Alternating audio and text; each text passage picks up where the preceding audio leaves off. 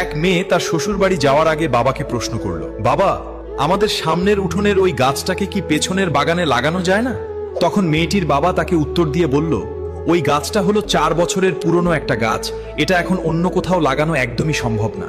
এখন যদি এই গাছটাকে অন্য কোনো জায়গায় নিয়ে লাগানো হয়, তবে সেটা নতুন মাটিতে নিজেকে মানিয়ে নিতে পারবে না এবং গাছটা মরে যাবে। নিজের বাবার মুখে এই কথা শোনার পর মেয়েটা তখন হাউমাউ করে কাঁদতে কাঁদতে বাবাকে বলতে লাগলো, আচ্ছা বাবা, একটা কথা বলো তো, 4 বছরের একটা পুরনো গাছ যদি অন্য জায়গায় নিজেকে মানিয়ে নিতে না পারে, নতুন মাটিতে নিজেকে একদমই বাঁচিয়ে রাখতে না পারে, তাহলে আমি তো তোমার এই ঘরে 20 বছরের পুরনো একটা মেয়ে।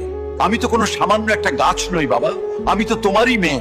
তাহলে তুমিই বলো, আমি কিভাবে অন্যের একটা নতুন বাড়িতে গিয়ে নিজেকে মানিয়ে নিব আর নিজেকে সম্পূর্ণ বাঁচিয়ে রাখবো বাবা?